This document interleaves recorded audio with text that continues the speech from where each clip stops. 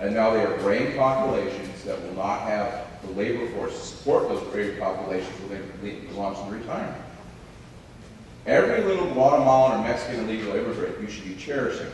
Every one of them should be given a great education, sent to college, turned into a brain surgeon who's making $400,000 a year, so we can tax the living crap out of them when I'm senior. I agree with that, but they only come if they go through the process of becoming a citizen. Whatever, the point is they're here. And we should be thankful. I mean, I don't understand this fight against illegal immigration. Again, this is our future. Because without them, and you know what it is, it's you ladies doing it. It's your fault. You're not having enough kids. How many kids do you have? 2? You need 5. Get out there. Procreate. It doesn't count the employees, right? Well, of course. The other choice. But you see my point, right? I mean, you got to have population growth to make the system work. Simple as that. But I digress. let's get back to the crowd. I have no idea. How long am I supposed to be talking for? 5 minutes left, time to kick me out. I don't know. As for office and retail space, again, sign of an economy starting to turn the corner. Office is the laggard. Orange County, San Francisco, San Diego, and Empire all seeing vacancy rates fall. Still some increases East Bay, Los Angeles, Sacramento. Retail down across the board. San Jose down 2.5%. San Francisco, East Bay, Los Angeles, Orange County, San Diego, Sacramento. Even the Inland Empire is decreasing retail vacancy rates. As for industrial itself, well, again, vacancy rates, kind of a mixed bag. Up in the East Bay, way down the Inland Empire. Neutral in Los Angeles, a little down in Orange County, up Sacramento, down San Diego, kind of bouncing around a bit. Asking rents still falling, but that doesn't surprise me a bit after all. Rents lag vacancies, but again, with vacancies stabilizing, so too are rents turning the corner. And cap rates have actually come down a little bit over the course of the last year. Well, these are cap rates that I've collected. How much I believe these, I'm not sure. Because obviously these are all based on estimates of what's going to happen with growth. Wow, that kid comment really pissed you off, didn't it? All right.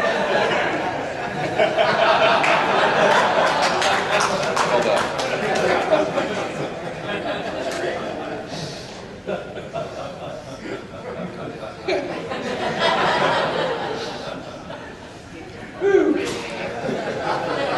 I got up really early this morning.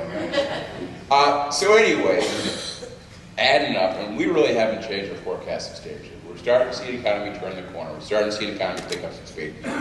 This is my forecast as of a month ago without the new GDP numbers. And you can see we are called for about 2.4%, 2.3% in the third quarter. And it came in at about 2.5%. Surprisingly, it was a stronger quarter than we expected because actual gross domestic demand grew by 3.3%.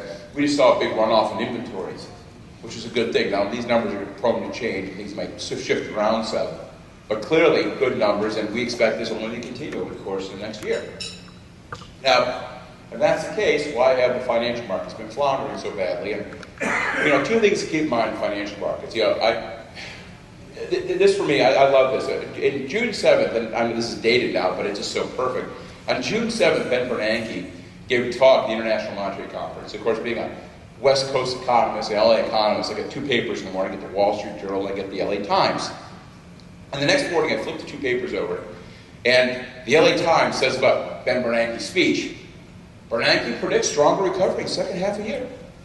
Uplifting, upbeat, things are moving forward. The Wall Street Journal, same speech, same next day, headline says, Fed sees recovery lagging. Now, think about it. World market capitalizations have gotten back over its previous level. Risk spreads have fallen below previous levels. Price earnings ratios were still high from a historical basis, and cap rate spreads on trophy deals were starting to fall in the commercial industry. Even as economic output still hadn't got above previous peak. That didn't make any sense. In May and April of this year, I actually had a slide in my presentation. This thing kind of evolves over time. And I had a slide here that said, is there another bubble coming? Because, man, it smelled like it. Because what was happening, the recovery of the financial markets made no sense relative to the real world.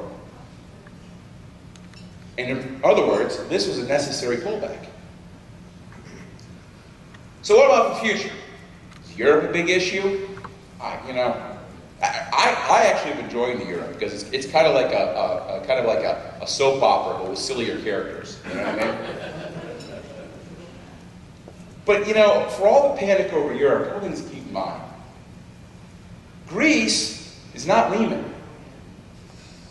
Yes, they have a lot of debt outstanding, but the haircuts people are going to take, not that big of a deal. Not as much as what Lehman here, the debt holders were carrying. Second thing is when Lehman failed, you have to understand, they had like over $1 trillion of sort of financial bets in the bank. They were a market maker. They're an enormous part of the system. Trillions of dollars. They were sitting in the middle of it. Now, the good news there, nobody knew at the time, the good news is they all cleared. They figured out who's on each other in the transaction, and they cleared it. It's fine. And nobody knew that then. Greece isn't a market maker. Greece is a socialist disaster. And the last thing is, Lehman was a surprise. No one thought Lehman was going to fail until Lehman failed. Nobody thinks Greece isn't going to fail. The idea that Greece is going to have a default was known for years. There's no surprise here. The only surprise would be if they did default. Then we'd be like, oh, that's nice. I'm shocked. So it's not that big of a deal. But what about the European banking system? What about it? Yes, some of the French banks have exposure to Greece. They made some dumb bets. We know about that. We also know what you do about it. You recapitalize the bank to help it deal with losses. It's called TARP, and it worked. Europeans know that. They saw that. Does anybody in this room really think Sarkozy is going to let one of his major banks fail because of Greece? Of course not. What about Italy? What about Spain? What about Ireland? Ireland's turning the corner. They're starting to grow. Spain, 60% debt to GDP ratio. Yeah, they got some bad real estate and the banks they have to deal with, but again, they don't know how to deal with that now. What about Italy? Italy's interesting. Italy has the third most debt of any nation in the world, behind only Japan and the United States, which is a very scary number. But there's a couple other things about Italy you got to know. First of all, they have a primary budget surplus. That means pushing debt service to one side, they're taking in more in revenues than they're spending. We should say as such for California or the federal government. Second thing about Italy, well, here, let's do a little quiz. Quick, name one major company from Greece. Thank you very much. Name one major company from Portugal. Thank you very much. One major company from Italy. Another one. Fiat, Ferrari, Lamborghini. Shall we go into fashion? Shall we go into style? Shall we go? Look, Italy is like that kind of, remember that millionaire in your neighborhood who used to drive the 1973, Pinto, and wore 20-year-old t-shirts? That's Italy. It's the rich country that pretends it's poor. There's a lot of money in that nation. A lot of money. Don't kid yourself for a second. They'll fix it. They pulled rabbits out of their hat in the past. How about the government? How about our government? This is one of my favorite cartoons. I think you'll appreciate this. I saw this cartoon not too long ago. Big question. Can the U.S. economy survive a double dip? Better question. Can the U.S. economy survive 535 dips? I don't know about this one. Okay, our government in Washington, D.C. has truly lost its mind. Of course, that was represented earlier this year with the debate over the debt ceiling. Now, mind you, I'm a little worried about the national deficit. Obviously, we're borrowing $800 billion a year. That's a lot of money. It's very scary. But at the same time, if you really want to cause a second recession in the United States, don't raise the debt ceiling.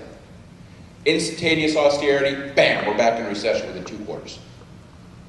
This idea that somehow or other the deficit doesn't matter, no, I'm not saying deficit doesn't matter. But the idea that it's a huge critical, I read in the Wall Street Journal the other day, some dip wrote some editorial saying, the economy is being held back by government debt. What? Being held back by government debt? I wonder what world of economic theory do you live? Look, whatever you want, I mean, cutting deficits hurts, period. We know that. Look at Greece. Look at Spain. Look at any country that's cutting its federal deficit. It has to be done, but it's painful. It needs to be done in a slow, steady way. You do cold turkey, you got a recession, period. It's not where you want to go. You've got to work it up slowly. And as far as this idea that somehow or other cutting the federal deficit is going to spur growth, again, that's complete nonsense. There's no proof of that, except for their rantings of various right-wing policy people. And of course, what about those pensions, and Medicare, and all that stuff? Again, that's a crisis, I agree. But it's a crisis in 10 years. One thing at a time. One thing at a time. As for state and local governments, revenues are actually rising. Problem with state and local governments, 2 years ago, they didn't take real actions. They used temporary solutions, kick the can down the road type things in order to avoid making tough decisions. Problem with kicking the can down the road is eventually you catch up with the can. That's where we are right now. We're caught up with the can. And we're going to have another round of state cuts, there's no doubt about it. But once this is done with rising revenues, we'll get out of the mess. As for the weekend recovery itself, why are we lagging so badly? Well, the problem can really be boiled into 3 parts. None of those parts is consumer spending. Not one of them. And it's funny because everybody wants to cut taxes, spur consumer spending. Cut taxes, spur consumer spending. No, that's not the solution. The problems are construction, the trade deficit, and business spending. Those are the 3 big problems. As for consumers, consumer spending is still near an all-time high level share of income. And that's because taxes are very, very low. A couple years ago, they were spending so much because they thought they were rich. Now they're doing it because they're not paying taxes. All this idea of cutting taxes to spur the economy, we've tried that for 2 years. It hasn't worked. What cutting taxes has done is simply driven that trade deficit wide. We continue to spend, and China continues to benefit. The idea of stimulus is to stimulate domestic production, not domestic consumption. You could do that for consumption, but if all that consumption stimulates foreign production, you're not helping anyone. So what should you do? Well, some direct spending on infrastructure would be nice. Infrastructure spending, for all our rhetoric about fixing the nation's infrastructure spending has been falling over the course of the last year and a half. Because a little bit of government money that's been shoved out from the feds has not even offset the pullback in state and local spending. Now, mind you, I don't think you should just lob a bunch of money in infrastructure. I mean, if they gave $10 billion to California and said, go build roads, we would. It would just take us 22 years to do it. Obviously, you attach it to certain restrictions. Here's how it works.